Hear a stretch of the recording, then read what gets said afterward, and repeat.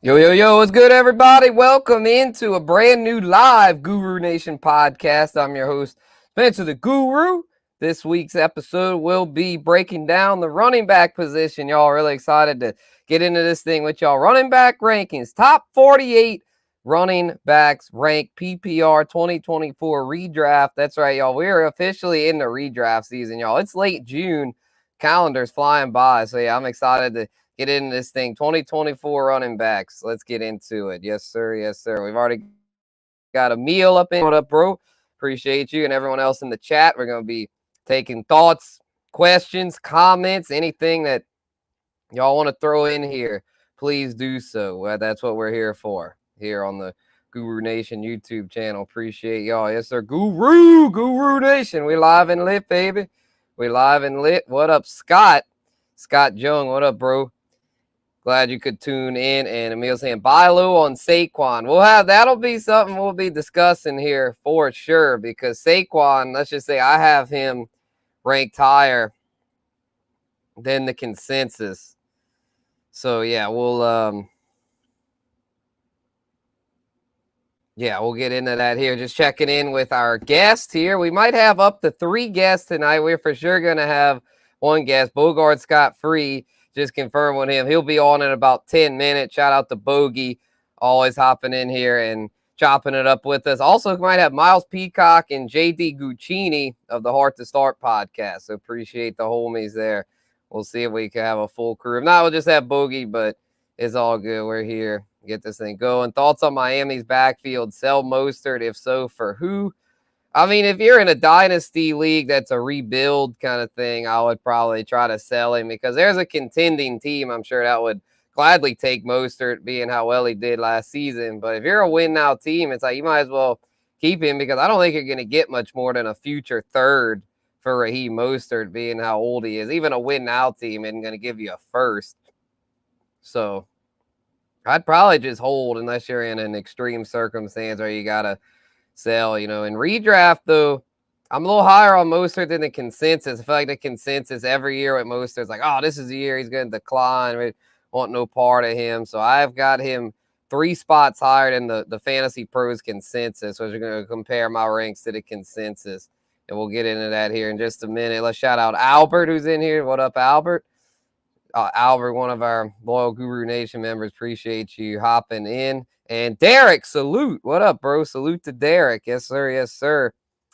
Appreciate all y'all tuning in. And this morning in our league chat, Derek reminded us it's Juneteenth, y'all. So happy Juneteenth. Appreciate everyone for tuning in on this fine Juneteenth. Been a good day here in New Orleans, Louisiana. Just walked the park. It's a chill day, not too hot. Good little breeze going, So, yeah, it was a good day today, and looking forward to concluding it with this Guru Nation podcast live. So appreciate all y'all for tuning in. Let's get into the rankings now. Yes, sir. Happy Juneteenth. Right back at you, bro. We're going to get into these rankings here I got to pull them up with the screen share joint, because, I got the little graphics done over on Instagram. We're going to figure this out. Don't have a producer. Maybe if I can make it big enough, I'll be able to afford to hire one. But for now, I'm just me. So let's see here. All right. I'm going to pull this joint up. My top 12, y'all. This is the big reveal. Top 12 running backs. Y'all ready for this? These are my top 12 PPR running backs for the 2024 season. Subject to change, obviously. But for now, these are my top 12. Here we go, y'all. Boom, there they are. Number 1, Christian McCaffrey, Run CMC, takes the top spot. No surprise there. Number 2, Greasy Brees Hall at number 2. He had the breakthrough last season that he's going to continue that in the year 3. And then number 3, Bijan Robinson. No more Arthur Smith.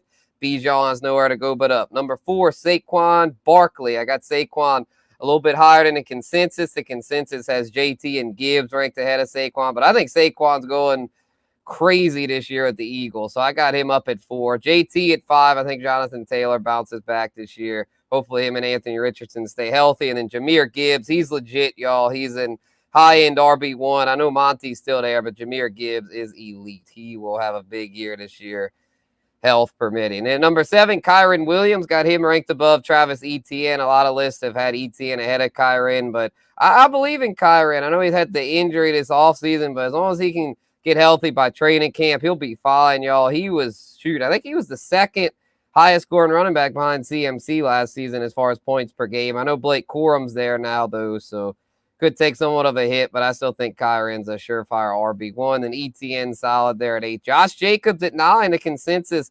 A little doubt on Jacobs. I thought they'd be higher on Jacobs going to Green Bay, but I'm high on Josh Jacobs. I think he's going to have a big year in Matt LaFleur's offense. And I got Isaiah Pacheco at 10. Can't sleep on Pacheco anymore. This dude's an RB1. Same with Rachaad White. Both these guys proved what they're capable of last season, and there should still be RB1s because there's no real competition in their backfield. CEH, I mean, he's nothing special.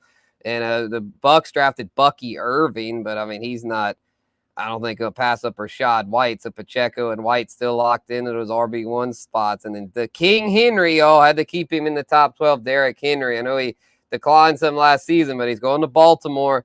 I think he's in for a resurgence this year. His upside's a little bit capped in PPR. If this was standard, I'd probably have him ranked 9th, but it's PPR, so I got to drop him a little bit. But the King Henry still legit and had a great landing spot there with the Ravens. Hit hot New Jersey today, heat wave of 92. Oh, Lord. I think that's hotter than us. We were I think in the high 80s. We weren't even that hot today.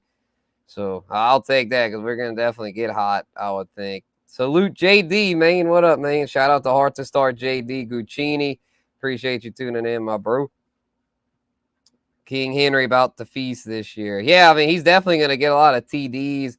His rushing efficiency might be down a little bit, but the Ravens O-line, pretty good, so I think he'll be fine. They lost some pieces on that O-line, but knowing John Harbaugh, they'll figure it out. That's a super well-coached team. They seem to always have a strong O-line, so I think King Henry, even though he's getting up there, will still be an RB1. So, yeah, I got to keep him here in this top 12. And, we'll just comment on this, y'all. What do y'all think? Who do I have too high and too low? Let's talk about the consensus. I'm going to wait for Bogey before we switch to 13 to 24. But, so the consensus, y'all, in Fantasy Pros has CMC at 1, Brees at 2, Bijan at 3, Gibbs at 4. Wow, Gibbs is flying up the board. I was tempted to put Gibbs at high, but in a redraft, I just can't quite do it because of Monty Burns, y'all. I mean, Monty is very much still a threat over there. I can't quite put Gibbs above Saquon and JT. Then they got JT at 5. Saquon at 6. I know they're probably the argument against Saquon is, Jalen Hurts is going to steal all the touchdowns with the tush push, but I think Saquon's going to still get 8 to 10, and I think he could lead the league in rushing this year. He would be my pick, honestly, to lead the league in rushing because this is the first time he'll be able to I can't bring this sentence together. The first time that he'll be running behind an elite offensive line. I know Jason Kelce retired, but I still believe the Eagles will have an elite offensive line. Kellen Moore calling the plays. I think he might be an upgrade over what they had last year. So I think Saquon's going to run for he might run for 1,800, 2,000 yards potentially. You never know. So to me, you got to put him in the top 5. Consensus really sleeping on Saquon. Emil brought that up earlier. So, yeah, I feel that. What up to the Hustler? What up, bro? And I know if Kyron at 5 after Barkley. Yeah, I feel that, man. Kyron's getting slept on too, It's a perfect timing, y'all. Here's Bogey, y'all. Let's bring him in here to break down these top 12, y'all. Bogard Scott free. Hey. Let's get with it. Shit, I'm chilling, man. I always wait to crack open my beer and when Bogard gets here. So cheers, brother. I just finished eating, so I'll have a beer in a sec. I'm bloated as fuck right now. I feel that. Yeah, I had to eat early today because I had some meat. I was like, man, this meat might, if I wait too long, I don't want to risk it. So I cooked the meat early. So I had an early dinner. So rare for me. I'm normally a late night dinner guy, but I took care of that early today. So now I just beer for dessert. Late night eating was always a cheat code when you're trying to gain weight as a youngin', you know what I mean? Right. Yeah, I mean, yeah, exactly. So yeah, Yeah, so I ain't trying to put on too many more pounds. So yeah, I'll probably just call. I might have some a little bit later. But anyway, what do you think of my top 12, B? We got this got my top 12 here. CMC, Greasy Breeze, Bijan, Saquon, JT, Gibbs, Kyron, Etienne, Jacobs, Pacheco, Rashad, and King Henry. Here's the thing: is like if King Henry plays a full year, he's getting 20 tugs, bro. Shit, you think that many? Holy shit. I mean, Lamar, yeah, I know Lamar slimmed down some, but I still think he's going to steal some. Well, okay, Lamar is a Russian motherfucker. You know what I'm saying? He's a regular comrade even, but you know what I'm talking about? Like, he's not a Russian touchdown motherfucker. You know? Mm-hmm. Yeah, he's not like Josh Allen or Jalen Hurts. I hear you, but man, 20 tugs, like, wow. Like that would be something. Well, okay, I'm putting 10 on the 2 for sure, but think about this. Yeah, I'd say his floor is like 10, you know, in that offense. So, and that's really good. So, he's getting dubbed. Fuck that. I'm standing on it. He's getting dubbed. Think about this. Someone like Gus Edwards had 13 rushing tugs last year, and 11 of those tugs, 11 out of 13 was within the 5-yard line. So they always try to feed the running back when they down there initially versus like, I mean, look at Lamar's rushing touchdowns. Everybody knows he's a rushing fool. He's a running fool, but like, he's just not a rushing touchdown type of guy up down there. You know what I'm saying? In the goal line, in the red zone. You know what I'm saying? Yeah, facts. Yeah, I hear you. But we got another special guest waiting in the back. Let's actually we'll get right back to the ranks. We gotta give this man a proper intro because it's been a little minute since he's been on the Guru Nation podcast. Ladies and gentlemen, one of the best artists I know, and also one of the best fantasy football minds that I know, Miles Peacock. Hello, gentlemen. Thanks for having me on. What up, big dog? In the building. Yes, big sir, Peacock energy. Yeah, the tank, baby. Let's get it. Actually, got the Tank Dell shirt on today, so I'm trying to draft him in almost every dynasty that I can once Nico Collins has been taken. Just because he doesn't have to go through the extension, he's already on his rookie deal. So he's been one of my major, even since last season. Him and Nico, but yeah, definitely busting out a lot of the Tank Dell stuff, especially on my website. I already got the Tank Dell jersey, got the new Tank Dell jersey on the way. So a lot of Tank Dell stuff. Love Tank. Yeah, a lot of Tank. Yeah, it's just, man, it's like for redraft, I'm a little nervous about Tank because of the Diggs edition. But do you think there'll be enough for all three of them to eat? Yeah, that's going to be the question. I think the safest guy for redraft is probably going to be Nico Collins. To be honest, I mean that's got to be. Yeah, I got Nico ranked the highest. Yeah, that's got to be your guy for redraft. Oh yeah, Bogard. Hey. So you have your hand raised. How many pass attempts did CJ Stroud house records get? Attempts last season? Yeah, he had a lot. Honest. He had a lot. He damn near led the league. Yeah, he was up there. They let him throw. I have a theory. Anytime you got like a three weapons that are notable, if you can get up to like 600 passes, like 550 to 600 pass attempts, and let alone you get some efficiency on it, like you could feed three motherfuckers could be like viable. You know what I mean? So yeah, even Tank being the 3, like what if he's the 3, but he's the guy they look to in the red zone? You know what I mean? What if he's the 3, but he's also the guy that gives the little end arounds and jet sweeps and shit like that. You know what I mean? I think on the connection that he and CJ have coming into the league together, the fact that they spend a lot of time together, he has that Cooper Kupp effect. So he's just going to know where he is on the field. So whenever the pocket, isn't perfect, whenever a play is extended, whenever a play is broken, whenever a coverage is broken, I expect that to be Tank Dell deep down the field. He's the wind beneath his wings, you'd say.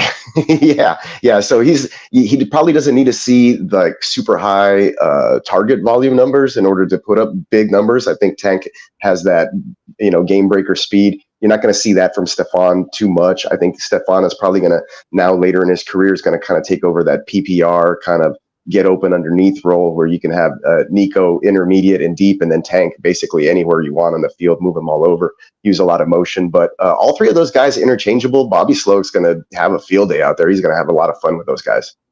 Yep, and now they got Sergio Mix a lot. So speaking of running backs, let's get back in our top 12 running backs here. And what do you think of the list, Peacock? We got wrong thing. There we go.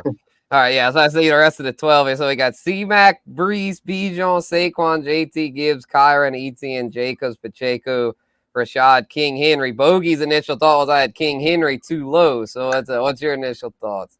Maybe it just that all depends, right? Like it could be, it's probably going to be mostly touchdown dependent. I think I kind of heard that when I was backstage. You guys are kind of guessing or trying to stick a number there between. Bogey said 20. I'm like, come on, bro.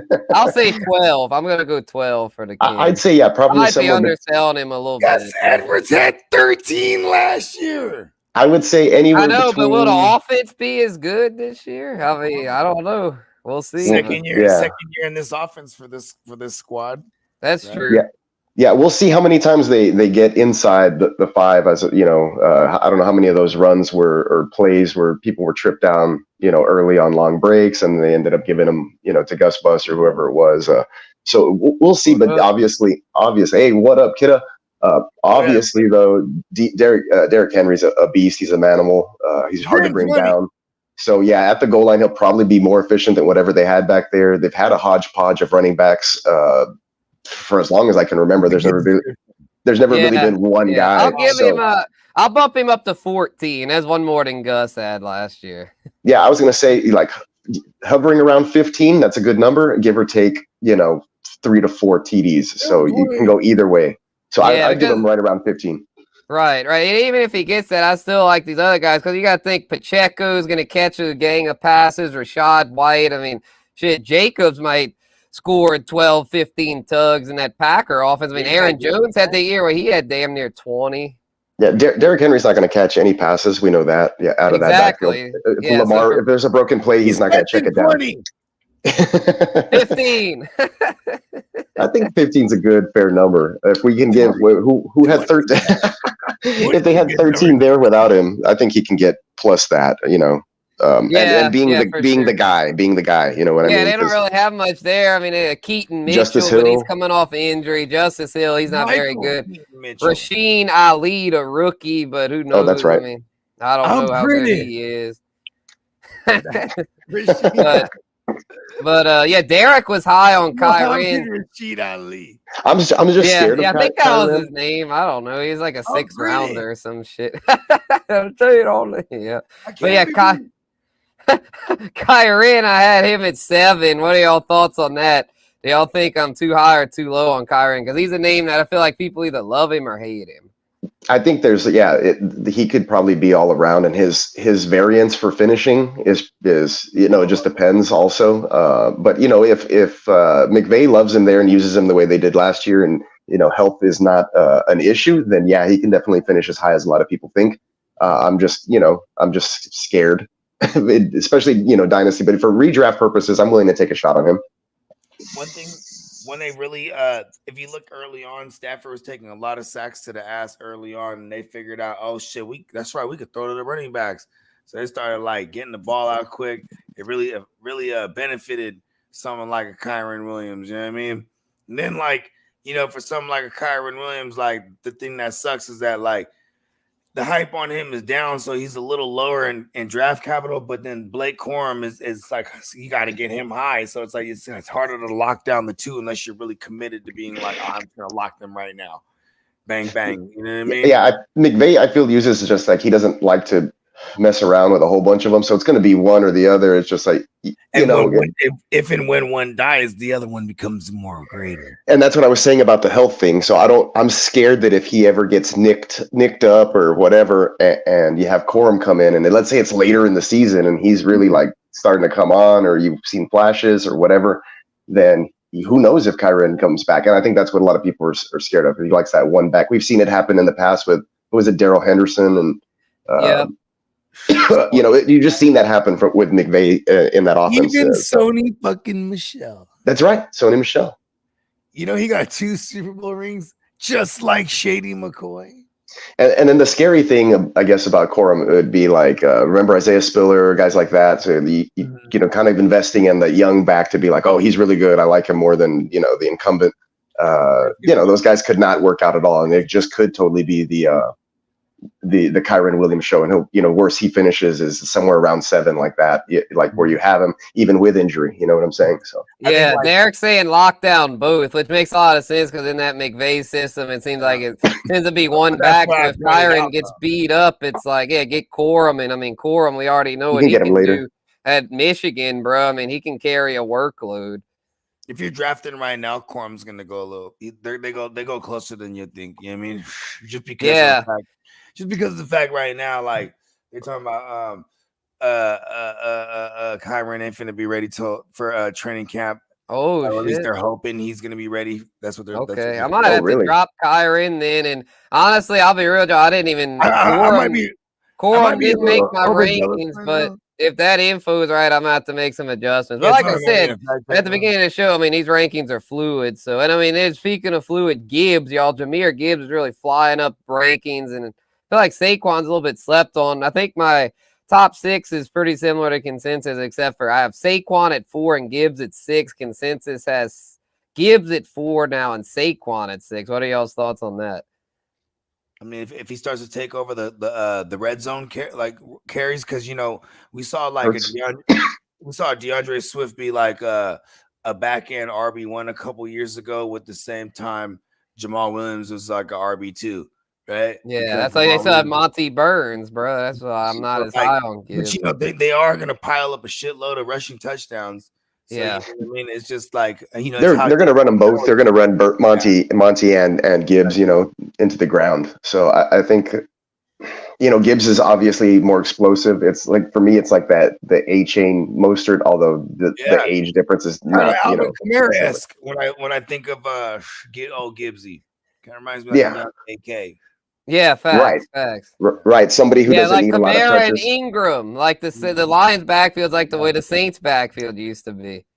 I think Ben Johnson also at one point was a product of Sean Payne. If I remember correctly, I gotta go down a paper trail, but I think so. Yeah, and then I know their D coordinator they've modeled a lot of their stuff after the way the Saints would build, and it's worked out well for them. As the Saints, I mean, we were dogs back in the day, bro. When we had Drew Brees at 15-year stretch, we were one of the best in the NFL, bro, like on everything. That's not just me being biased. That's real shit.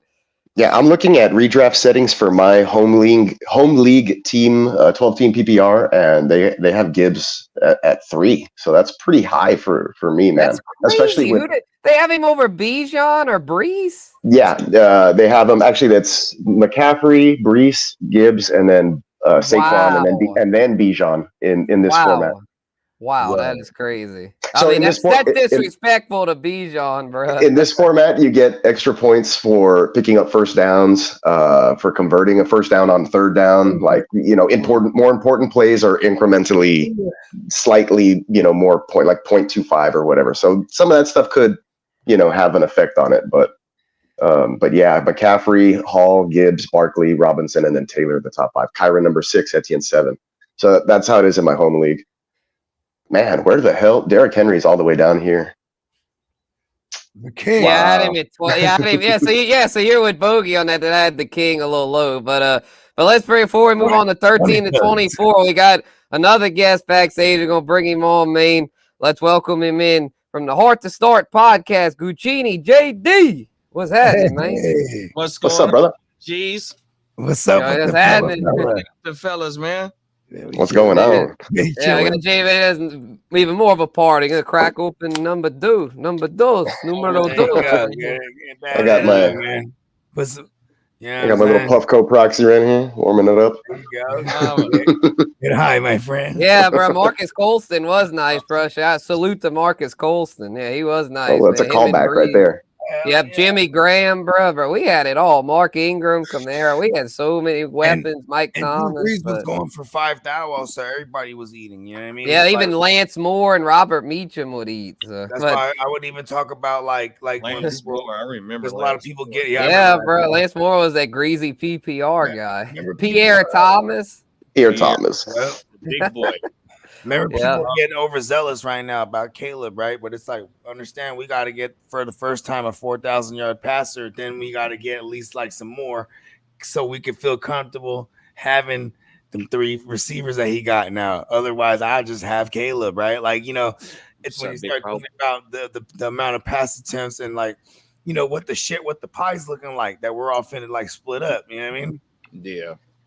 He's gonna have to have. You're talking about Caleb. He's gonna have to have like a record-setting rookie year to sustain 3 wide receivers. That's what I'm Yeah, that's saying. why I've kind of moved the Doomsday down on my list because I'm like, as a rookie, I think he's going to lean more on DJ Moore and Keenan and maybe even Komet. I think a Doomsday might just get kind of lost in the sauce as a rookie. He's more of a dynasty play. I recently moved Lad McConkey over a Doomsday in my redraft ranks. The lad. I mean, he's all they got. We Scottish seen lad. and support 3 receivers last year, though, right? Wasn't it good? Nico, Dalton? Yeah. with That's why I was Right, yeah, CJ Stroud. Yeah, if Caleb can repeat that, then yeah, it's That's what I was about to possible, say. but- Like he'd have to have a CJ Stroud type year and But not miss games. they all weren't alive all at the same time too. So that's the thing. So when they were alive, they were getting hyper targeted. So Yeah. So you had Noah Brown missing several games, and he was in and out of the lineup. Nico Collins missed 2 games with a calf strain that a lot of people don't even remember or bring up. Yeah. And then Tank Dell obviously missed almost half the season after he broke his leg in, I think it was like 10 or 11 or so, somewhere after that point. It might have been week 13 already. Yeah, you're right. Because Yeah. like a 7-game or a 6-game streak. Oh, right? I think it was week 10. It was week 10 because Tank had 7 touchdowns in 10 games, and he didn't finish all of that That's game. what it was. So he missed 7 games there. So that's 10. That's about 9 games without Nico and Tank playing together, and then Noah Brown in and out of the lineup. But he had less. He had a lot lesser guys to throw to. He was expecting guys like Xavier Hutchinson and Mechie and Schultz to really step up. So I think with 3 wide receivers, it could still happen. Even Singletary was peppered in. But CJ is going to just hit the open guys. So if whoever's getting open, and then he'll read too. Hey, what's going on, Tino? He'll read down the field. Like he's going to go for the touchdown first. He's looking for the deep, play or whatever the first read is, and then he's not checking stuff down a lot. So I don't think Mixon's going to catch as many passes as people think. That might probably be the Schultz area. We'll see how it goes between Schultz and Mixon in that regards. But I think all the other 3 receivers will do fairly well all season long. Yeah, It's just going to be hard guessing. Like they're not all going to go off every game. You're going to have to figure out. Mixon didn't average too many receptions on 3rd down and over the years with the Bengals. He was a guy who got targeted on early downs. You know what I mean? Yeah, I saw a highlight film of CJ connecting on 3rd downs for first downs, and it was like 2.5 minutes long. I was like, shit, So he's not checking it down. He's looking to pick up the first.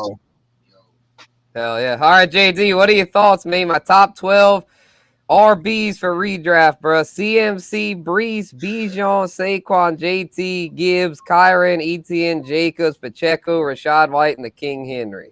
I'm not mad at it at all, bro.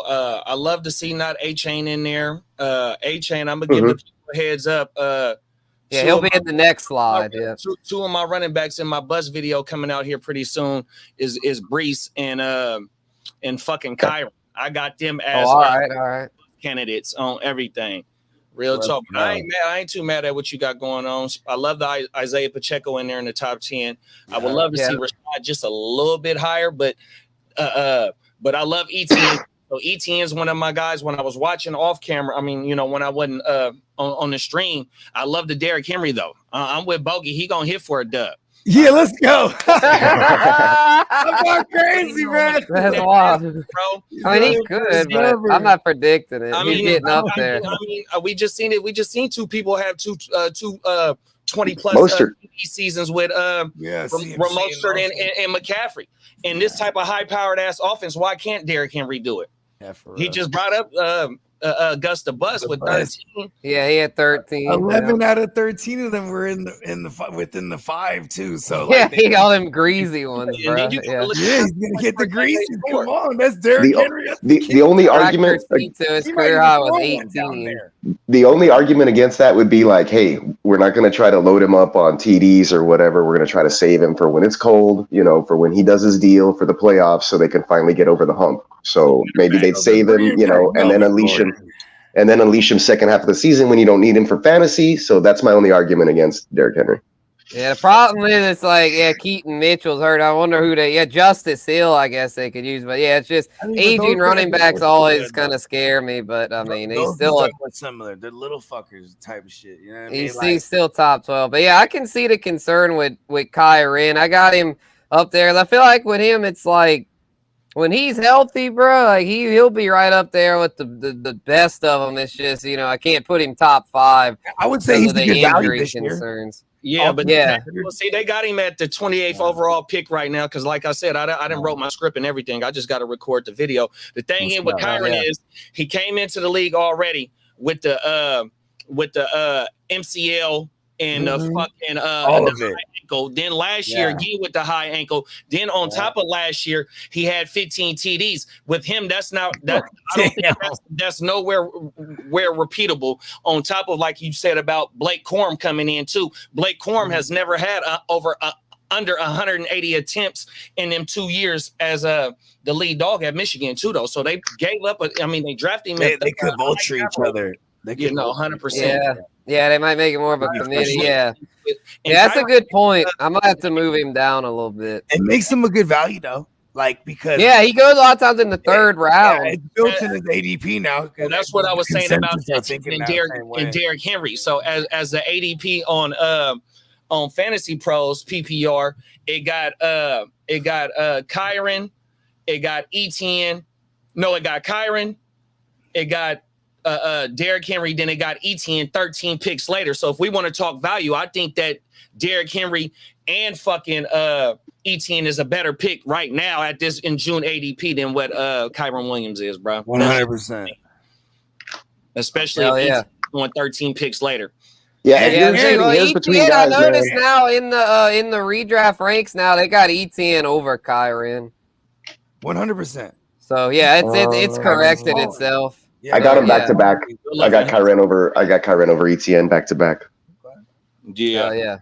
Yes, sir. But I'm still scared. Like I'd rather in that situation, I'm still probably taking Etienne though, just like personally. Yeah, man, Etienne, if he's going a whole round later, bro, and he's bringing I think he was second in the league in targets at the running back position. The deal with him is he was scoring like 2 touchdowns a game early in the season, and then all of a sudden that shit dropped off, and that hurts you. That hurt a lot of people, I think, like down the stretch when they were really counting on that to continue, and it didn't. 100%. But that's why I say something about Kyren's touchdowns too, though. I mean, they had a high-powered ass offense last year, but for him to repeat those double-digit touchdowns, especially 15, the floor and upside, the safer floor with some upside is Etienne, and then Kyren arguably is a top 3 finisher if we get the best case scenario. He stays healthy, he gets the 15 to 20 touches like he was, and he scores all the big breakaway plays. He has one of the craziest upsides, but he's super volatile just because he's a wee little man. You know what I mean? Facts. Let's move on now to go ahead, JD. Oh no, my bad. I was just saying Corum is the same stature. Corum just got a little bit more weight on him. Pause. Yeah, for real. Hell yeah. Let's move on now to 13 to 24. Y'all, we got speaking of A-Chain. I know JD had him on one of his busts, but I still think he's a top 24 guy. I got him here at 13 and got James Cook, followed by Joe Mixon, Alvin Kamara, Kenneth Walker, DeAndre Swift, Zamir White, Aaron Jones, James Conner, Zach Moss, David, Monty Burns, Montgomery, and Austin Eckler. Let me jump out of here. I don't know why everybody has what's his face. I was gonna say, why does everybody still have Josh Jacobs so high? Like, I'm not really feeling him that anymore. LaFleur, the Packers offense, bro. I think he's gonna eat over there. Yeah, we're not too far removed from the Aaron Jones. Like when we saw Aaron Jones be healthy for a year, he had 19 touchdowns. Yeah, but Aaron Jones would break some shit off. You know what I mean? Have longer. I don't see Jacobs doing that in that offense. He's more of a plotter, kind of I don't know. We'll see how that works out. But right? Yeah, you concerned that Marshawn Lloyd might end up stealing the job from him because a lot of people are high on Marshawn Lloyd. He fumbled a lot too in college, so I'm not that high on him. I was gonna say not necessarily. It's just that he's not flashy to me, and then he's changing teams. So that's not a problem for a running back. It's more so for receivers. But there was no problem for Tyreek Hill. He did play with Lou Getsy at 2 years ago when he was a top 3 finisher, Jacobs, and Lou Getsy is a product of Matt LaFleur, so there is that seems pretty comfortable in that aspect. That's kind of that's why their first order of business was they went out and got Jacobs in the offseason. Then they do have like a phenomenal trio of receivers, all things considered, with the semi-mobile QB. So it is set up nice for Jacobs, but Jacobs, his whole career, and why I'm interested in him is because he was always going later, which he is now. But Green Bay, he goes a little later outside of the, you know what I mean, when we're drafting him. But he has had some top finishes. So, as long as we're getting him at a value, I'm okay with Jacobs. My issue is James Cook. I want to move him up higher. You really think James Cook should be top 12? He only scored 2 rushing tugs last year. I'm not in it for that. That's got to go up. That's got to go up. And I think he'll have some breakaway tugs outside of the red zone, and that'll be more. Yeah, he's a 20 guy. I like his. I still like his explosiveness too. I think he'll get. Just say they drafted that. They drafted that Ray Davis though. I'm a little concerned about that because but who's going to catch? They don't have any receivers out there, bro. Like James Cook is a playmaker. I mean, shit. James Cook, though. Let's see, consensus. I think I'm higher on James Cook than consensus. Yeah, the consensus has James Cook as RB15, so I'm actually a little higher. I would have him higher than Josh Jacobs. You know what I mean? Okay, yeah. The consensus has Josh Jacobs RB13, so I'm higher on Josh Jacobs in the consensus. See, here's the thing, but they still have Jacobs over James Cook. He can have like 1,400 all-purpose yards with 4 touchdowns with 80 balls though. With 2 touchdowns. Yeah. So that's the thing. It's just the touchdowns for him. I'm fine with the way he plays the catches. I think I can get him up at 12-ish. 11, 12-ish. I think I can get James Cook there because Joe Brady. Let's say Josh Allen stops being a dick around the goal line and they just want to use him a little bit more. He won't, bro. I'm telling y'all, Josh Allen's their goal line back. He's getting 10 to 12 tugs, bro. I'm telling you, bro. Joe Brady. You got to go back to why I was even hype on Clyde Edwards-Helaire coming into the league because it was Joe Brady over there at LSU. Then it was when Joe Brady came to the league in 2020 and he's with Carolina. Everything was short and everything was yak, and they peppered the shit out of Mike Davis and or CMC. And remember, it was mostly Mike Davis that year. He finished 11 overall at running back, and he did it on most of the receptions, bro. And then we saw a picture of his quads, and then everybody drafted him real high, and then he didn't do shit. AJ Dillon, that was like AJ Dillon, bro. Everyone saw his quads and picked him way too high. I mean, Maurice Jones-Drew, he put quads on the map. He's like, listen, if you want to run crazy, you gotta have quads like this. Yeah, I mean, say quads, bro. I mean, hey, look, David Thompson too, huh? He has some little tree trunks on him too, bro. That's just how, you know what I mean? It's a quintessential build, I guess. Yeah, facts. So, what are y'all's thoughts here? I mean, Zamir White's someone I'm pretty high on. He'll be taking over as that primary back. The consensus has him a lot lower than I do, RB23. I got him RB19. I think Zamir White's. I think this is his time to shine, bro. My thing about right now is your hometown hero Kamara, bro. Kamara, if them 4 games he didn't miss them 4 games last year, he had a combined 1,500 yard season. Yeah, and a bunch of catches, bro. Derek Carr just loves dumping it off to him, bro. 100%, bro. He might finish higher.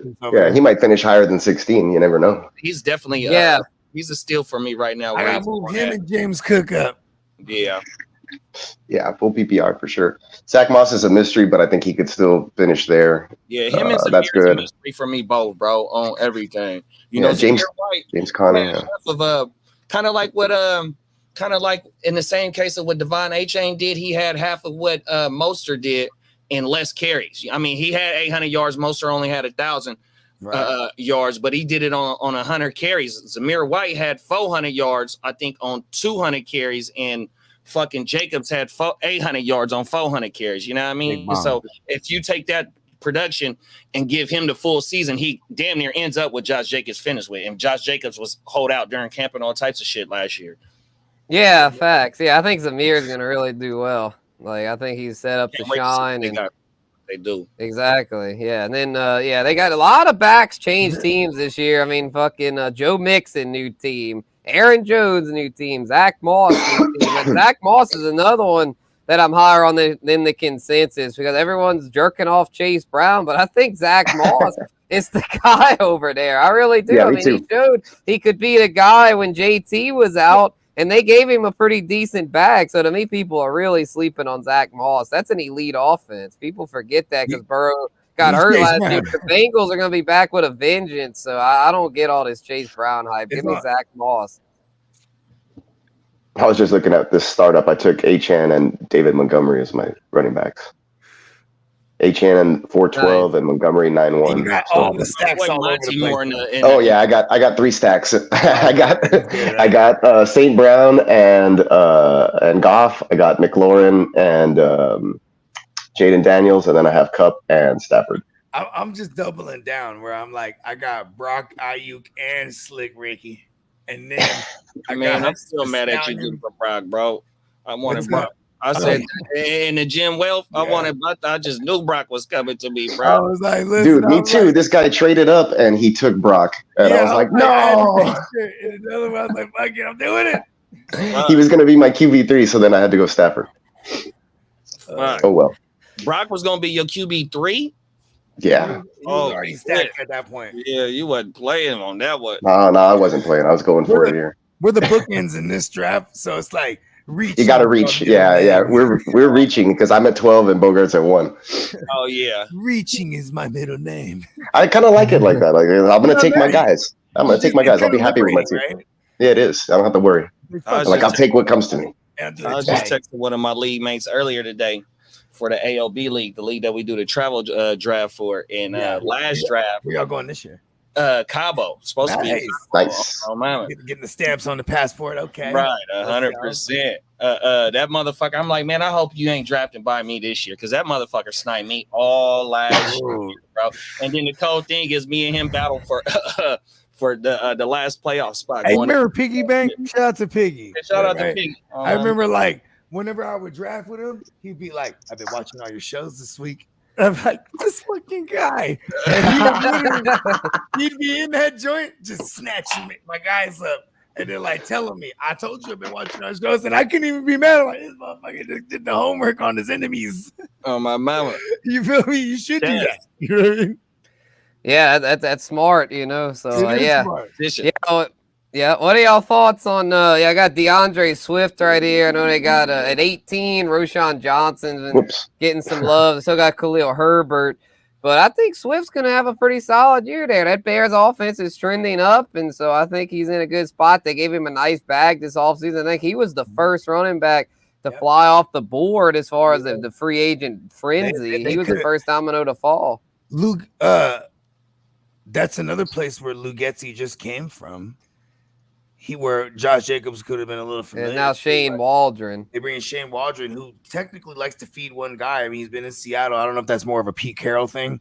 They just really just fed Ken Walker, right? Whenever it was Rashad Penny, healthy back then, they just feed him. Whenever it was just Carson, my man, Clyde Carson, what's his name? Chris Carson. Yeah. The team. Yeah. I guess the question there would be the offensive line because he had it easy with Philadelphia kind of just running through gashing wide open holes, and then when he's out in open space he's dangerous. So if they can manufacture touches for him or manufacture space, then he can do well. Of course. But they always in the past 3 years they've had a top 5 run blocking line. Oddly enough, right? People kind of sleep on that. Who, Chicago? Yeah, but I also think it could be skewed because how many times you see a play breakdown, then Fields is just gone for 50. You know what I mean? Or 70 and a touchdown, or a screen pass, or no, I guess that doesn't matter, right? But yeah, it adds to, you know what I mean. So, no, that's true, I guess. But yeah, he had a phenomenal year last year, like I said, running behind that Philadelphia offensive line. So if they can get anywhere close to that, if you can get like 75% of that, then where he's being drafted now, then he should finish above his ADP. You're going to see a bunch of big packages too, I mean, because it is Shane Waldron, it's a lot of 3 wide receiver sets and a lot of 12 personnel. That's what you're going to see a ton of, you know what I mean? And even I don't know if what do they call it? 13 personnel when it's 3 tight ends. You'll see a lot of that though. I'm just saying and usually when they're doing that, it's because they're running, you know what I mean? So I do like the idea of Swift. It's really just the health. I mean, and what about him also being more of like I feel like for me he seems like a change of pace type of back. Like he's not necessarily a type of dude who's just going to go in there and demand all the touches. They have been rotating him and Roshan what about Khalil Herbert? You know, they have a couple of backs Khalil there. Herbert, So I don't think he even makes the team, or he's a return guy at best. That's how I view Khalil Herbert. Like he's depth. well, I would have Swift out there returning these new kickoffs, man. That's what I would do. I would too, right? Because that's what they're doing. But they paid him to be the guy. Would he be game script proof this year? I don't know what he is like. I don't know what he's like in pass. Yeah, I don't know. Think about this. Like you did see a lot of Kenneth Gainwell whenever it was like third downs. Kenneth doesn't like him. Derek does though. So you saw how like they didn't really trust Swift out there with their to protect their franchise guy. Now you got Caleb's the same thing. So I mean, and Roshan is a bigger back, and his pass pro grade is better. So there's that. You know what I mean? Like I mean, we could see, and it's not that they won't throw the ball on early downs because it is a Shane Waldron offense. I mean, Ken Walker, was he like a 30 reception guy on a year, right? And I'm just relating that because that's where Shane Waldron's coming from. So like, if we could expect that, because Roshan is the better pass pro guy, and he will be involved a ton. And I just love Roshan Johnson. He might never be a thing. Yeah, I dropped I know, Javante man. son, kidda, because Eckler and Moss as a Javante. I read the blurb, bro, and I mean, shit. I dropped Javante a ton. Y'all are gonna be shocked at how low I have. They might cut him. Yeah, I'm not like super in love with He might not even Javante. make the team. Like I had to drop him. B-Rob the mob. It was respect on his name, and just slot out Eckler and put B-Rob right there. The thing with Eckler, bro, like, I mean, with the kid Jaden Daniels, that's going to be an explosive offense. And so I'm high on Eckler. I think he's going to, as a rookie QB, he's going to dump off a good amount to Eckler.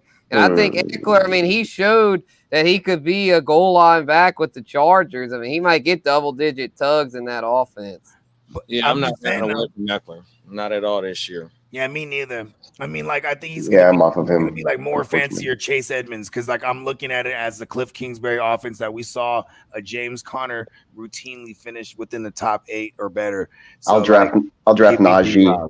I'll draft Najee over him, over Eckler. You know. Yeah, I take. I like Najee. I'll take Najee. Speaking of Najee, let's move on to the next set here. 13 to 24. Well, I mean, I thought 13 to 24. The next set is 25 to 36. Let's pull that up. On Najee's name. Boom. We got Raheem I'd probably draft Mostert and Najee. Yeah, for sure. Raheem, yes, sir, at 25. Najee at 26. Rahamador at 27. Those two guys. Costa, Tony Pollard, forget about it at 28. Nick Chubb at 29. Gus the Bus Edwards at 30. Devin Motor Singletary at 31. Jalen Warren at 32. Jonathan Brooks, first rookie running back to appear at 33. Tajay Spears, Nola Boy at 34. Javonte Williams down at 35. I wasn't joking when I said I was dropping him in these rankings. And then Jerome Ford to round it out at 36. I like Jerome Ford. Yeah, I think at 36, he's a value because, like, Nick Chubb coming off the injury, it might take Nick Chubb 6 weeks to get back right. So get Ford early, and then even when Chubb does get back right, I think Ford will still have a role. Because, like I said, Chubb might not ever be the same. That's what I like. Facts. Say, bro. I like Brian Robinson to make this list and Jerome Ford to be a little higher. B-Rob will be on the next one. Yeah, I might be a little too low on B-Rob because I'm high on Eckler. So all y'all are down on Eckler. I'll have to do more research on it. I was just kind of generalizing just with the way the offense is trending. I am with you about Eckler, like snaking some of the goal line shit, because one thing too is Eckler is, for what it's worth, he is great at pass pro. And when you want to go hurry up, you probably want that fresh Eckler. You know what I mean? And then if you believe they'll be in more negative game scripts, it's probably going to be more Eckler. They will. I would want for my B-Rob. But like, I'm always going to go to when it's a rookie QB, you're going to lean on the run. That's just what you naturally do when you introduce him to the NFL. What up, Song? I do like B-Rob and that. What up, Song? Yeah, I was going to say, not only that, I don't think he'll check down as much because he's more of a naturally inclined to run. Yeah, so when you see guys like Lamar or Kyler, they don't check down to those running backs. They have scramble. like a 12% target market share to the running back. And whenever you see that, like, you're looking for like a 25% target market share to running backs when you're looking at, where your running back is going to catch some passes or not. Because, like, for example, when Baker got there last year, he had a career 25% target market share to the running back position. That means for every 10 passes, 4 of them motherfuckers went, was a quarter of the motherfuckers went to a goddamn running back. That shit translated to Rashad White last year. You know what I mean? Yep. Percent facts. Like, Rashad White you know killed what I'm it last year. Phillip Hey, Rivers, fucking B-Rob had 36 target market share receptions. career to the running back. You know what I mean? Phillip No, Rivers. facts. These are things you look for. So, like, yes, the Russian QBs there because they're going to take off. You know what I mean? So, and that's what I'm counting on with when I took Jaden Daniels in that startup dynasty. and you got old Staffy too to back. Yeah, I got old guys. I got the pocket guys. I got the mid range, not too old yet in Goff. Then I got the older pocket passer, and then I got the young scrambler. So hopefully that works out with the young scrambler. But if not, that's why I took Stafford. Like fairly. Yeah, it was gonna be Purdy, but you did your thing. That boy wasn't playing when he took that. Hey, that boy, hey, B-Rob had 36 receptions, bro, for 368 yards. That's good. That's good, man. That's considering he's not a receiving back, or it was Gibby, right? Gibson. Yeah, and like Antonio. A lot of them were on early downs too. You know what I mean? Like, a lot of that was Sam Howell throwing the ball to everybody. Also, like he wasn't consistent at all. I'm hoping Terry McLaurin has a better consolidation of the target market share or something. But we'll see how that goes. I think the threat of a mobile QB too, you know what I'm saying, is it's gonna shake loose some defenders down into the box, like, and then give some single coverage to our man, the Scottish lad. Terry McLaurin. Yeah. The Scottish lad, matey. Fire up the bag, mate. that corn song that dropped with the corn bagpipes. Shit's badass. Hell yeah. What are y'all, I hear y'all on that. What are y'all thoughts on this Jonathan Brooks kid, bro? There's not many rookie running backs up high, but I mean, shit, this kid might end up the primary back in Carolina. Dave Canales there now. Like, I think he has some potential. It's a high T thing. The situation just all obviously depends on how quickly he can be brought along from the injury, but he's going to start slow for sure. Yeah, that's true. Don't expect him to produce early. If you draft him, cash him, and by week 6 to 80, he should be rolling because he'll beat out Chuba and Miles Sanders. It's going to be one of those league winners, but doesn't show up like, at the end of season rankings. Don't fools over there, bro. Exactly. Don't be that guy that drops him, and then when you drop him, then boom.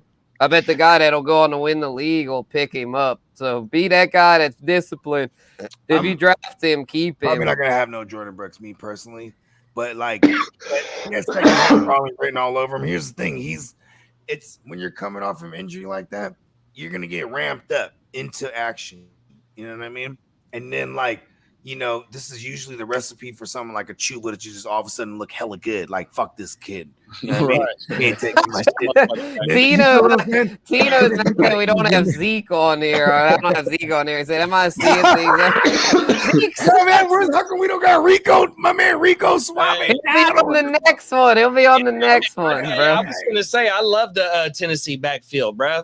Yeah, I love them too, bro. Pollard and Spears, they're going to eat, bro. Brian Callahan, bro. That offense they're going to be a league winning fantasy source, bro. Will Levis and Superflex, I'm all about it. Calvin Ridley, bro, I think he'll eat.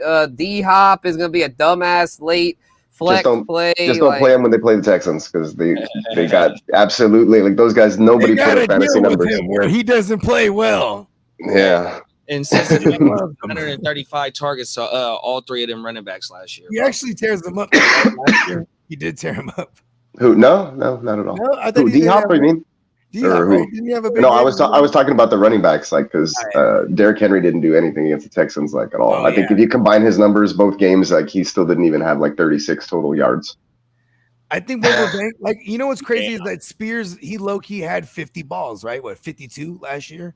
We got Tony Pasta. You know what I mean? He's in the same action. They're gonna use him too in the passing game. And when you got Pickles, you got the Pickles Spears and the Tony Pasta. Yeah, there you go. yeah. Tino, not a fan of Tony Pasta, but Big Zeke though. Yeah. What are y'all thoughts on the Rahamador, bro? Ramondre Stevenson. Low, bro. Yeah, I have him a lot lower We're than living the in the world where he's consensus. not dying, right? The consensus has him RB19. I have him RB27. I'm just not feeling it, bro. I'm not feeling it New either. England. I've got him low, but what do y'all think? Yeah, I'm not mad at you. Yeah, I think you're not that far off. I mean, I think you're okay. Like 25. Let's see, where do I have him? I have him behind Zach Moss. Hold on. What is that?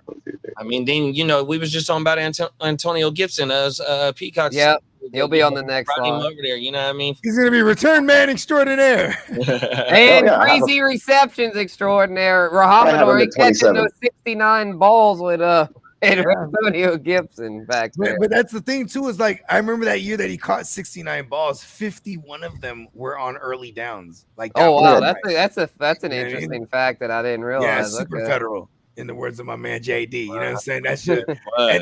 But see, now it's also trying to understand what offense is gonna be there, because I couldn't tell you who their coordinator is. So the Alex Van Pelt. He is with the Browns. Oh, okay, so he's the Stefanski guy. Yeah, he's a Stefanski disciple. I like it. Yep. Give me Stevenson. Yeah, I might move him up a little bit. Move him up to 24. Because it's like Najee, bro. Najee and Warren. It's like a lot of the consensus is higher on Warren than me. I got Najee over Warren. The consensus, I think, has Warren over Najee. Every year I feel like I've been right, but then I think it's only because I have Najee and he actually eats for me in the playoffs. Like, he's been good in the playoffs because he stays healthy. He doesn't die. Yeah, and like because he stays healthy because of Warren. And like I feel like when they get into those situations, like when the weather's cold and stuff, it's definitely been more Najee. I mean, it has been for the last 3 years in the playoffs. He's been like killing shit. You know what I mean? Yeah, like, with Arthur Smith over there too, though. You think that they're gonna really try and run that? What is it? Yeah, the dual backfield, and like never let him know your next move offense. That's what he ran. That's what he ran in Atlanta last year. Just get Fryer Muth, bro. Because like if that's the case, that offense always features a tight end. Like, oh shit! I just got a tornado warning. Oh man. Oh damn, that sucks, man. Be safe out there, Peacock. Yeah. It's been hell. Yeah, it's like crazy. Today was pretty rainy. What's his name? Shout out to Lee. He said there was like 11 inches of rain in his joint last night. Or 10 and he's in Texas, Lee. Yeah, but he's like somewhere close to like the mountains type shit. But he's up there. I don't know where he's at. He's like in Wichita Falls, Texas, or some shit. He's somewhere. He said he's not far from where the Mavs play. Oh, okay. Oh yeah, he's in the Dallas-Fort Worth area over there. Okay, there you go. Yeah, so there's some mountains there. DFW North. He said he lives next door to the Bass guy, Bob Bass. I guess. Yeah, he's like, I'm on the other side of the state. Then I'm all the way south. Yeah. But I ain't mad at that Pittsburgh backfield though, bro. Me neither. It's just it's just that if you take one or the other, you know what I mean, it's a 50-50 split, bro. And then if you got both of them, which one you gonna play at the same fucking time, or are you gonna play both of them? You gonna play both of them. And it's fucked up. You know what I mean? Yeah. I mean, yeah, that's the hard part about most of these running backs in this range now. You know what I'm saying? I will say though, like if someone like Warren dies, Najee can like legit finish like 13, 14 range. You know what I mean? Like for sure, that's true, right? Yeah, you have the backup or the guy they're splitting with, right? If you have one of those, that's why like you take these guys later, like insurance back, like okay, they'll do good, and if there's an injury, like they become that more valuable. And they did things like bringing in Cordell Patterson, so like he's for sure going to be just the return guy and an emergency back, right? Like, and then you don't pick up, Najee was the first rounder. You didn't pick up his 5th year. They're gonna run his ass into the dirt. Let's go. I'm gonna say, and so Spencer, like that's why I got him over Warren, bro. Give me Najee. Them is facts. Give me Najee. I was gonna say another one of these backfields, then Spencer. Like, since you're so low on the Williams, whatever you think about Jaleel McLaughlin or whatever his name is. Yeah, I was about to say I got him. Jaleel McLaughlin, right? Yeah, I got him on the next. There you go, McLaughlin. Set of rankings there. I'm pretty high on blocking his name. on His Jaleel Sarah McLaughlin. Yeah, he's got McLaughlin's that brother. Glock, boy. Yeah, he's got the Glock. Yeah, so Sarah McLaughlin's son. I'm pretty high on the Glock, man. You know, I think he's gonna do pretty well. He's a guy that Sean Payton he takes pride in finding undrafted free agents, right? And guess what? Jaleel McLaughlin was an undrafted free agent, so I think he's the next in line of yet another hidden gem that Sean Payton discovers. So yeah, that's why I'm so low on Javonte, is because of Jaleel McLaughlin, and they also drafted Audric Esteem from Notre Dame, to where it's like, I mean, they're going to vulture each other, bro. But I think McLaughlin's the one I like more because he's a PPR guy. He's got that safe receptions floor. So, yeah, I'm pretty high on McLaughlin. McGlizzy, bro. Hell yeah. Again, I don't know what's going on. I turned my lights back on. This damn green screen's not, the background's not taken to it. Y'all might just have to live with a fucking green background. Sorry about that, y'all. Looks good. Yeah, that's my thoughts on that. So anyway, let's move on now to finish out the rest of the joint. 37 through 48. Let's do it, y'all. Oh, wrong thing. Man, I'm messing up. Where is it? There Bogard, it is. There it is. Let's say, Bogard, how'd you like the video, man? That shit was badass. And yeah, Bruce Wayne, man. I'm Batman. I got to watch it once over right before I jumped on because I was scarfing down some food right before we jumped on. That shit's badass. Yeah, I was able to work on it today. I didn't have a lot to do. I was off from work. Actually. Oh, yeah, man. Yep. Hell yeah. Yes, sir. Happy Juneteenth. Yes. Yeah. Yes, indeed. Yep. Back. So here's the rest. My mic I spilled some beer on my mic. I'm a mess tonight, but I was wondering what that was. Yep. Technical difficulties. We'll be back now, 37 to 48. Let's bring it home strong, y'all. The rookie Trey Benson at number 37. And here you go, Tino. Probably on Margarita number 4 now, but there's your boy, Zeke. Followed by B-Rob the Mob, Enrico Dowd. Then Chuba Hubbard, Zach Charbonnet, Chase Brown, and Jaleel McLaughlin, Jaleel McGlizzy at 44, then Antonio Gibson at 45, J.K. Dobbins at 46, Roshan at 47, and Kendre Killer Miller to round it out at 48. I want to jump out here. I was curious to see where you had the Chargers back and who you had leading it, so you got J.K. Okay. No, I had Gus. I had Gus at 30. We didn't really touch on Gus in the last segment, but yeah, let's talk about the Chargers, bro, because they got that Vidal kid, the rookie. So, what are y'all thoughts on that? I'd rather have the. Is that it? I don't know. Whatever his name is. Vidal. Okay, yeah, from Troy. I know he went to Troy. He was a really good running back in college. Vidal.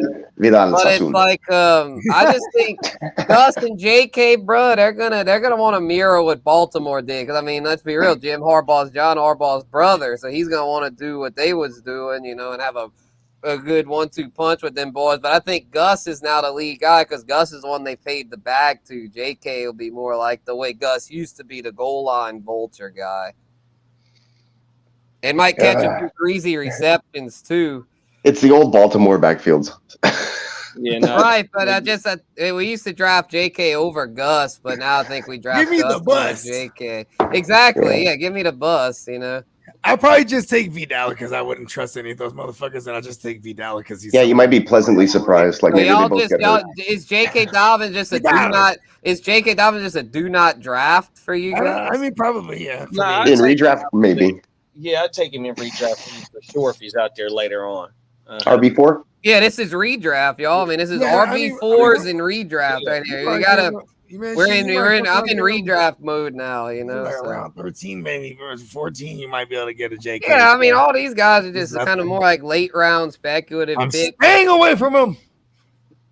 Yeah, I'd probably out of here like probably go B-Rob for sure, like that, or take a chance with Benson. That's exactly who I was gonna say too, bro. It's definitely Brian Robinson out of him, and I would like Brian Robinson to be up a little bit higher. Yeah, I was just higher on Eckler than the consensus and then lower on Brian, but that's the whole point of this exercise, so we can bounce ideas off each other and, I'm human. I don't catch everything. And, Derek brought up a good point earlier about how I am a machine. Isn't really a check down guy So that was a good point. LSU didn't really target the backs that much. So, yeah, B-Rob will probably have to move up a little bit. But Trey Benson, y'all, I think Trey Benson could be kind of sneaky. I know James Conner's been good, but, Trey Benson, bro, he's got hands. Pass catching guy, yeah. And then, when you drafting these guys right here, you're not drafting them as starters. They're damn near like cuffs and shit like that, too. Yeah, he's a bench guy, bro. Like Charbonnet, y'all. I got Charbonnet super late in the Dynasty startup, but I feel like in redraft, he's a great late round option. I mean, I don't have him on this list, but same with like Blake Corum. I mean, you get these guys late, draft them, steal them from the guy that drafted Ken Walker and Tyron Williams. And then when them motherfuckers get hurt, you got yourself an RB1. Yeah, no, facts. Same with Kendre Miller, bro. Kamara's getting old. If Kamara would go down, boom, Kendre Miller's a workhorse. Tyler Algier, right? Was like another one of those guys too. That's another high-end cuff right there for sure. Yep, out of boo. And he got a 1,000-yard season under his belt. You know what I mean? Right. And the one that Arthur Smith. Right, facts. Yeah. My poor guy, he's not dead yet. For Al Boo Boo. I was gonna say my poor guy. They brought in Cordero Patterson. They brought in Corduroy to pimp. Oh no, Cordell Pimpin. Yeah, the Steelers brought him in there, bro. He's their third running back. It's crazy. Yeah, he's an Arthur Smith truther. But yeah, I mean, like Chuba's in the sneaky play. I think Jaleel McLaughlin knows the one that with this Javonte Williams development, you can get this guy late. What is just convert Justin Fields to a receiver. Man. Russell Wilson wants that. I think Russell Wilson was quoted as saying, I think Justin could contribute to the team in a variety of ways. Yeah, they should just convert him to wide receiver or something. Wide receiver and kick returner. He's just so great, that Justin Fields, he's just awesome. He could be like a real weapon for this team. I feel like that's what he does every time he talks. And he's doing like lunges and working out at the same time. Fake positivity.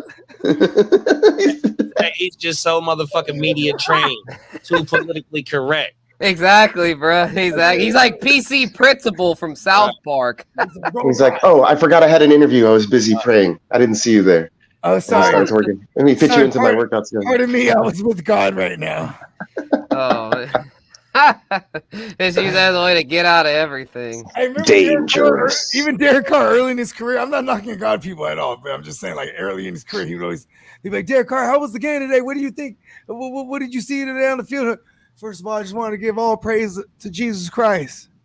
And I think the defense played well. And he's still like that actually, but they don't like that. They don't talk about it a lot. Oh, okay. I feel like they stopped showing that then. Yeah, that's all. The media got tired of him. They're like, okay, he's not a winner. Just the media. I just want to give praise to Jesus Christ, and the media can kiss my ass. Yeah, he got like real upset like a lot of the times. So you always see him just mad at the end of games.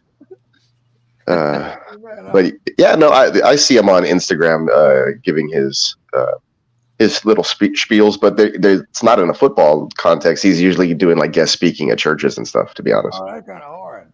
Yeah. He's like, all right, we're going to pass around this selection play. You feel me? Yeah, I don't know. He wasn't like, I saw like him giving part of his like sermon and I wasn't really like impressed. So I kept scrolling. I could so see him being like one of those guys who turns into a preacher, but he's like he has like his shtick. So he'd be like, Jesus! Like a cadence. John 3:16. Yeah, get Bible verses in the football plays. All his plays is Bible verses. That's wild. So Jesus called an audible. God, there was no halftime for God. He said on the 6th day, then he'll rest. I don't play. I can retire from the NFL. Sunday is the day of the Lord. I can't work on Sundays. Oh man. Yeah, but yeah, I don't know. I have seen him out there still doing stuff. They just don't show it anymore. Like the CJ Stroud's the new with that in that regard. That's good too. And he's a minority. Let's go. Yep. Yeah. Shout out CJ Stroud. Put him on the TV. Yep. So anyone, any names before we sign off here? Any names that y'all feel were snubs that y'all feel should be in this top 48? Chase Brown. I was about to He's in say there. He's Chase 43. Brown. He's 43. Oh, okay. Nice. He made the cut. All right. He made the cut. Charbonnet? Who's Charbonnet? He made the cut, 42. Okay. Chuba low key might be like a sneaky He guy. made the cut, 41. Yeah. Oh, I did mention Algier, right? He's not there, but I don't know. Algier missed the cut barely. Okay. Yeah, That's a damn good. That's probably the only one, maybe. But like, it just also depends. Like, I don't know how it's going to be used in this new offense. I mean, what's his face? Bijan said that he's going to be the new Christian McCaffrey. So. Yeah, honorable mentions for me, I'd say be Blake Corum, Albubu, Ty Chandler, Marshawn Lloyd, Ray Davis, Jalen Wright, Bucky Irving, Keaton Mitchell, and Will Shipley. What about, did you say Kendra Miller? Did you have him somewhere? No? Yeah, 48. Yeah, okay. Nice. Definitely Corn for sure. But But that's Jamal Williams. Fuck Jamal Williams. I will say, I think if you're Blake drafting Corum, outside of these guys, you're in bad shape. Yeah, for redraft for sure. It's just bench guys. I mean, if it's a shallow league, then yeah. But if you're in a deep league, then you're at the. I get your point though. Yeah, in a shallow league, if you're drafting outside these guys, it's bad. You're at your draft. You're drunk. You don't know who to take. Some of these guys' names, you'll remember them. These the boys. Exactly. That's why y'all watching this show. So when it gets to the 39, you don't know who to take. Oh yeah, Kendre Miller. Yeah, I'll take him. Yep. Yeah. He plays. Yeah, he'll play. Man, Clint Kubiak's system. This is my case for Kendre Miller. And Clint Kubiak's system, Kendre Miller, I think, is going to fit in quite well. And, Camaro will still do his thing for surely, but he's getting older and he could get injured to where, like, if he's out of there, Kendre Miller is the next man up. I feel like I don't want any part of Jamal Williams. I think Jamal Williams is over the hill. So I think Kendre Miller is the next man up, bro. Too many injuries. What Derek said about Jalen Wright, that's part of the reason that I got Devon A-Chain pausing too. I mean, busting Paul. Yeah. Make your case about that. We forgot to talk about that on third. I don't want to hear that. I just took him in the dynasty. Part of the reason right there. They gave up a 3rd round pick in next year's draft to go trade up to get Jalen Wright.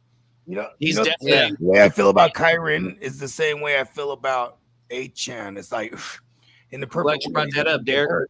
He'll blow these big old plays. My video. The most volatile start, but like we've seen it already done before, right before our eyes. So that's always the allure of him. But like, for what they want out of A-Chan would be all of them. They're all track stars, right? They're getting that out of Jalen Wright too. He's a 4.3 guy. You know what I mean? So it is going to be interesting. Like, cause I would assume like, he's probably bigger than he's probably bigger than than A-Chan.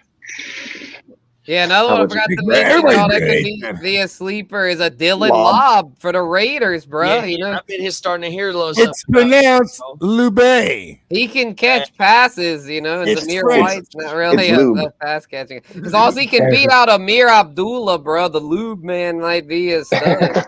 He changes your oil and he catches passes. Damn, he might slide in Dylan there. Lube. Yeah,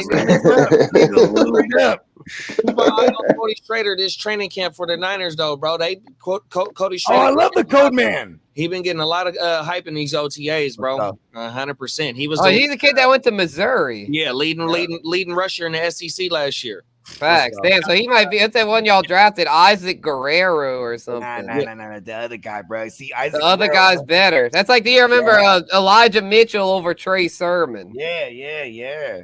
100%. Like, cause like this dude, like the Isaac kid, he's like a project still versus like the code man. He's gonna carry the whole load. He was like the whole offense. There was no. Yeah, bro. Why did he not get drafted? That makes no sense. That was what Shanahan said. Is like we drafted Cody, the code man. Like it's just. Y'all did draft him. Okay. No, he was undrafted free agent. Oh, undrafted. Oh, yeah. All right. I thought he was the D lineman they gave the $250,000 to. I know the D lineman they gave it to. That's basically practice squad. Oh, you're right. They did. And Cody Schrader, they gave him the bag too, though, bro. On my mind. Yeah, he's a high paid UDFA. Like that Kendall Milton dude with Philly is a highly paid UDFA. And then there's one more thing though. They watch out for Eli to get cut because they. Oh shit! Not the Raging Cajun. Oh my mama! They said the boy Jordan Mason been. Jordan Mason's the guy. That boy Jordan Mason. Really? Bro. Shit. And here's the thing, Ty Davis Price already hit the dust. I called that. I said don't draft Ty Davis. And here's the thing too is when you look at what Shanahan's been trying to do. He always had an archetype, 5'11", 200-ish pounds. That's his running back. Then he gets like the king of that, with CMC, which is like 220-ish, right? 215 or whatever. You know what I'm saying? But all the other running backs, even he tried to do this with Trey Sermon, getting the 6 foot, 230-pound back. He didn't work out. They get in Jordan Mason, who's like baby Marshawn Lynch, if you ask me, when he runs. Boom, same thing, 230, 5'11-ish, right? Then you get these two guys, Isaac and the Code Man. They're 6'2", 230 guys. You know what I mean? So it's this is like the archetype that he's trying to have on deck right now. You know what I mean? And Elijah Mitchell doesn't fit in that. So and he can't stay on the field. He only played in like 30 games in fucking 4 years. I think it is 3 years. His contract coming up. Hey, he was been too injury prone. He's talented, but he's just too injury prone. Unfortunately, he went to school with Spencer. He was in the class with him. Yep, I had a class with Elijah Mitchell. He was scheming on the hooves, bro. Shout out to Eli. Scheming on the hooves. I think he's married with a kid now, but I think I was back. But anyway, shout out to Eli, bro. Yeah, he was. I mean, shit, he was the fucking star of Erath High School and shit, bro. He was a motherfucker that was like, I covered him in high school. He was a dog back then, and he was a dog in college, and I was like, if he makes the NFL, he could do something. But I think he's a little undersized for the NFL, to where, these smaller backs, it's tough. I mean, as talented as we brought it up, Kyren and HA, and as talented as they are, it's tough. Kamara's been able to do it, like CMC, although they're not like 6 feet tall though, too. Right. Yeah, they've got some size to them, so. Yeah, it's just tough, though. You just never know. And, I mean, a guy like you, the problem with that Shanahan offense is that you've got to not only be, you just got to be physical and be able to play through shit. And it just seems like Elijah Mitchell, so far throughout his career, has not been able to play through many injuries. He's missed many games, unfortunately, but we'll see what happens. But, I think Guerrero ran a 4.32 at the combine, but he's more of a project, y'all are saying. Yeah, no, definitely. He don't got a lot of career games under his belt. Yeah, give me the code, man. Derek saying Tyrone Tracy for the Giants. Yep, and Eric Gray. Yeah, because if Singletary would get hurt, then they're the next man up. Yeah. I like Singletary. I think Singletary would do all right this year. With Barkley. That's a good one, the Tyrone Tracy one, because he could actually get on there passing the ball, catching the ball for you. And don't forget about Damian Pierce. He's still young. He's still young. Start Joe Mix-a-Lot. If Joe Mix-a-Lot gets hurt, Pierce is the guy. Yeah, he's going to be a hot waiver wire ad, and the Texans are going to stick to just, Pierce and give him that full, confidence, vote of confidence. So yeah, I think Eli, bro, he could do well on another team. Jaws is actually pretty fast and shit too. I don't know why I'm calling him Jafar.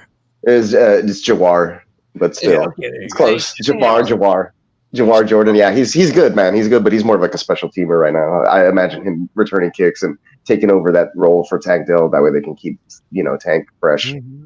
Yeah, because Tank had some explosive return yard plays and stuff like that last year. But yeah, the Texans actually had 4 return touchdowns last season. They had 2 kickoff returns and 2 punt returns. Steve Sims and Damian Pierce had a 100-yard return. Andrew Beck and I think Tank Dell returned a punt. Hold on, his name is Beck. And in the playoff game against the Browns too, though, they completely watched the dog shit. Oh yeah, that was Damian Pierce. Yeah. Yeah, they sure did though. Right. So look for them to take advantage. I think if your fantasy league implements return yards for returners or at least return touchdowns, look at the running backs and receivers that are going to be doing that with the new kickoff rules, which should be exciting. Miss Facts. That's a good point. I think Huss upped that shit in the 14. I think he added that shit. Dude, I put that in my leagues. Like it's always been there, just in case there's like a guy on the fringe who's a good returner. Like let's say he's a wide receiver 3 or something like Agnew, or what was his name? Jamal Agnew. Yeah, but Corduroy Pippen, bro. I mean, he's a special teams ace. Kiki Kuti, man. Like you could play guys like that. You know what I mean? Rashid Shaheed, bro. Yeah, for sure. Rashid Shaheed for sure. So my league always runs like that. Adam Thielen, remember early Adam Thielen? He was a giant returning. Man, I don't even remember that. That's crazy. Tyreek Hill back in the day. Tyreek Hill too. That's right. Yeah, so those plays, that's rewarding. So, if you can do that to reward, some of those awesome athletes that stand out on special teams as well, that's really cool. Because I mean, you deserve to get those points if you're I playing those remember players. Julian Edelman used to run them back too. Bro. Yeah, the punt returns, bro. Yeah, Amendola running them back. Amendola ran a couple back. Troy Brown running them motherfuckers back. You know Percy Harvin. Fucking what's his name? The only one he can stay on the fucking field though. I know. He did it in the Super Bowl and then was done for the game, or was it an NFC Championship where he ran that motherfucker back and he was done? He ran his hamstrings out or something. Something happened. Yeah, Percy Harvin, that was a sad ending, man. He was a dog when he was in his prime. Oh yeah, he ran. Oh, it was in the Super Bowl when he ran it back. Was it the Super Bowl? I think he got hurt after that. Yeah, and you know what's crazy? He punched out Jermaine Curse in the halftime. Supposedly, that's the story. So, wow. Because Curse, the freak. Curse was fucking then wife of Russell Wilson. That's why he divorced. Oh wow! And they all had Russell Wilson's back, but Russ didn't want to do nothing. And then a dude kept jaw jacking, and Percy Harvin was on some yo, you fucked up a man, like a sanctity type shit. You know what I mean? Right. And then he was jaw jacking back, and he knocked him. And then even Jermaine, the wide receiver Curse. Jermaine Curse. He even had a big play with a shiner, bro. Like this motherfucker. He knocked him. Yeah, that's crazy. Don't forget about Jerick McKinnon. He always comes out of nowhere. So he's a free agent, but I mean, you never know. If he's with the Chiefs, then sure. Jerick McKinnon, bro. Yeah, he'll probably go back to the Chiefs. Yeah. All right, wait, I got to bounce, man. It was a pleasure. Hell yeah. This would probably be a good time to put a bow on this thing, fellas. Yeah, it was fun. Appreciate everyone that tuned in. And yeah, we'll be back. Well, I'm on vacation next week. So we got to that. We'll probably do wide receivers. So. And we got a surprise for y'all next week. Hell yeah. Yeah. We got some shit popping off. So yeah, y'all, we'll leave y'all on that cliffhanger. So we'll be back soon. So for JD, Peacock, and Boogie, this is Spencer the Guru signing off. Peace out, y'all. Latest. Peace.